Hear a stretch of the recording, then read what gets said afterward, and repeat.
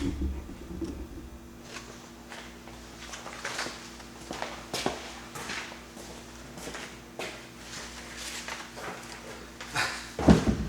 going on, old-fashioned ice cream, appliance boot camp, Facebook family and friends?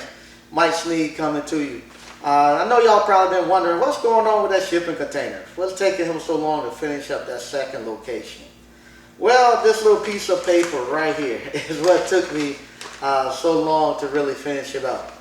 We're down to the last little bit where all I really have to do is put in my hot water heater. In the process of getting ready to put my hot water heater in, I realized that the hot water heater that the plans called for was 65 gallons. A 65-gallon hot water heater is not cheap. You can't go to Lowe's or Home Depot and get a 65-gallon hot water heater. You're talking about maybe $1,500, $2,000, if not more, and plus the space that it would take up inside that little shipping container. So I had that problem. And then this thing you see right here. This thing right here has worried me since the very beginning of me building out that actual shipping container. This is what we call a grease trap right here.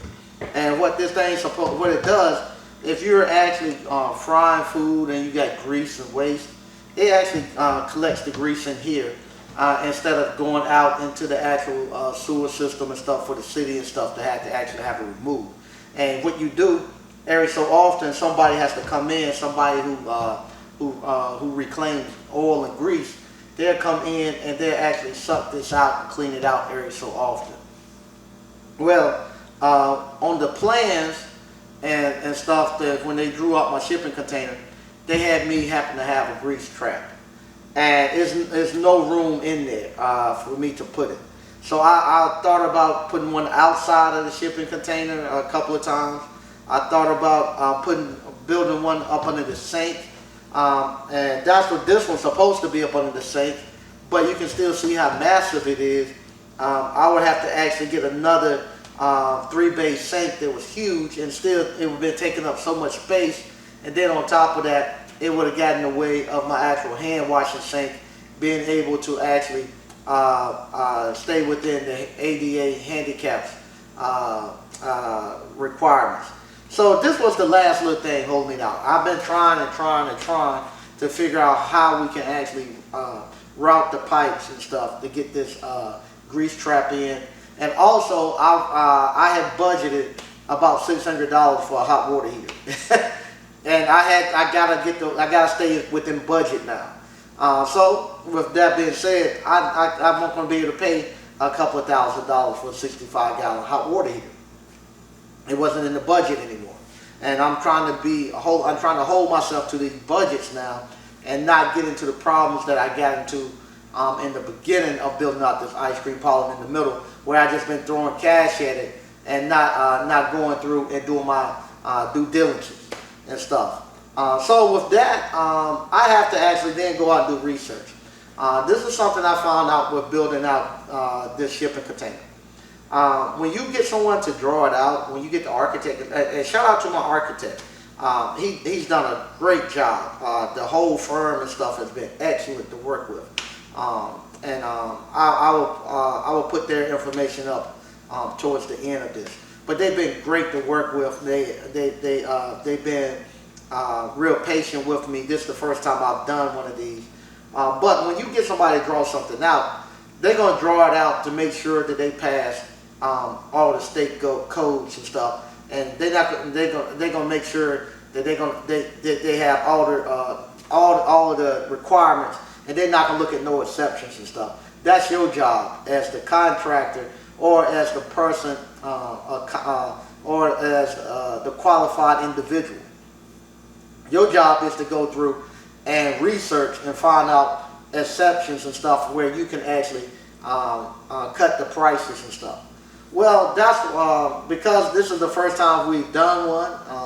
I don't know too many people in the area who have done an ice cream parlor out of a shipping container, and so I'm the guinea pig. So what I had to start doing, these last couple of months.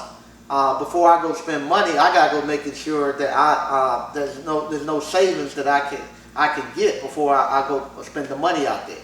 And now that we get to the very end, I gotta save every penny possible. So with that being said, I started researching and I found out that I didn't have to have an actual grease trap. I was able to go and let them know, because the health department tells you, that's the other thing with the hot water heater, I don't have to have 65 gallons. We got it down to 40 gallons. I'm happy. I can get a 40-gallon one within my $600 budget. I wanted to push it down more to like maybe a 38-gallon or something, so I can get one of those cheap lowboys. That's what I wanted to get. But the drawer, the mechanical guy on the drawing, he went and saw, okay, I'm not. He was under he was under the impression that I was under the department, the health department. I'm not under the health department. I'm under the Department of Agriculture. So I was telling him, I'm not under the health department. I'm the Department of Agriculture. So we don't have to have that minimum 65 gallon. So I was able to do that and prove to him that we were. So from there, he's like, okay, I thought you were gonna get inspected by the health department. No, the health department had to come. So from there, he knocked it down. He said the lowest he was willing to go was 40. I didn't push it no more. I said, okay, I'll take the 40. I can go to Home Depot, Lowe's, and get a 40, get a low boy 48 gallon one. It's a little bit more expensive, a little bit wider, but I can go get that and put it in, and we be good and still be within budget. But then we had to push this thing with the grease trap. Now I got to figure out the grease trap. I know with my other ice cream parlors, I didn't have to have grease traps. So with that, we started talking back and forth. I told him the Department of Agriculture said I don't have to have a grease trap. From there, he saw that I didn't have to have it with the Department of Agriculture. But then we had to reach out to the city of Rocky Mount. The city of Rocky Mount, we talked to them, and they told us what the exceptions were. The exceptions were, if you have something that's ready to eat, that you don't have to cook, either you can warm it up. You can warm it up, meaning like put it in a microwave or something. But as long as it's ready to eat, and you're not going to be doing any cooking, you didn't have to have a grease trap. Where my ice cream falls within that. It's already ready to eat. We don't have to warm it up, and it's not being cooked. So from there, he said, okay, fine. He signed off on it and gave us an exception not to have a grease trap. So that's where we set it now. So now I don't have to have a grease trap. I don't have to have the big hot water heater. So now we're going to be putting that stuff in this week, and we'll be able to go ahead and get our water turned on. And then from there, I'm going to be able to just go ahead and paint it and start getting ready.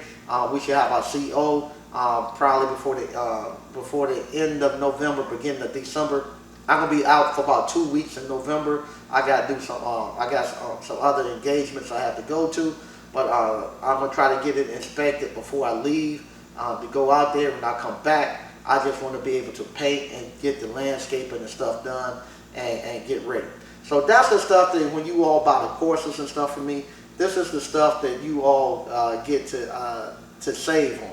Because not this stuff that I'm talking about that, just researching this, it took me about a week or two to get everything in order and get them the information and stuff they need. But this right here saves you thousands of dollars. I ain't talking about a couple of hundreds, I'm talking about thousands of dollars and material costs, not including manpower, if you had to pay somebody to do it. So this is the stuff that you'll be getting. We're almost done. We're about to put it to get the water turned on. We got the electricity already on, and like I said, we're going to be looking to open March the 22nd in 2025. So once again, thank you all for watching. I'll talk to you later. Bye bye.